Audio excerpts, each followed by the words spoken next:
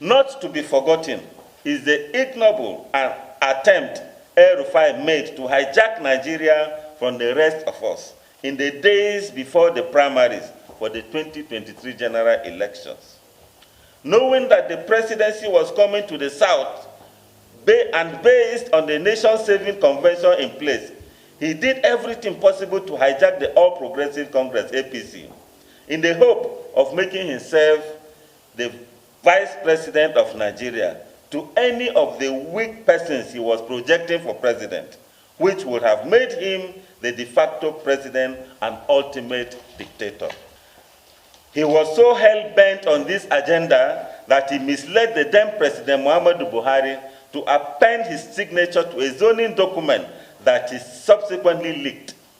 This plot almost set the country on fire because of the implication of having a president's signature appended to a zoning arrangement that had no place in the Constitution of the Federal Republic as amended. It took the maturity of political stakeholders to avert the calamitous meltdown that would have ensued.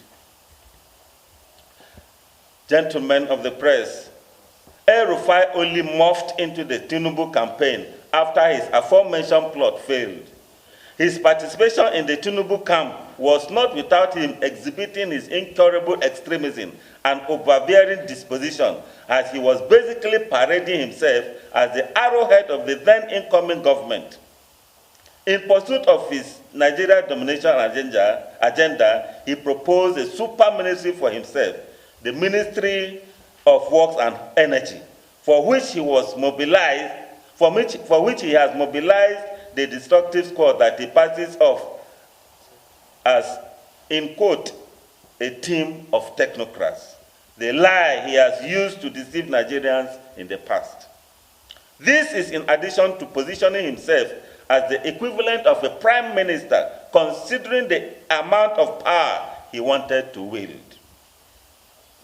At this juncture, we acknowledge the efforts of the Senate of the Federal Republic of Nigeria and the security and intelligence community for taking a principled stand that ensured that the evil that El-Rufai represents was not allowed to gain further ground. While the details of the security report have not been officially made public, we are certain that it involves the hateful repression of the interests of Christians and other ethnic minorities outside of El-Rufai's own ethnicity. The repression also targets the cultural, socio-political, and economic interest of those he aims to victimize. Such behavior has no place in modern times and at least in a democracy. The intelligence community properly documented his atrocities and ongoing plot to dominate Nigeria, while the Senate stood its ground not to confirm him as a minister based on the troubling security report about him. We thank President Tinubu for heeding the advice of the security agencies and the Senate by not insisting that this evil entity become part of his government. The refusal to make El-Rufai a minister shows that Mr. President, the Senate, and the intelligence community are alive to their responsibility. It must be noted that the vantage El-Rufai would have had would have thrown tantrums had there been no damaging evidence against him. The quietude with which he accepted his being barred from the cabinet and scurrying away is ominous and should not be taken for granted. He can only maintain such a mien because he has further horrors planned for the country. Consequently, Nigerians, especially the Christian population and ethnic minorities, are still not safe from the threat spearheaded by El-Rufai.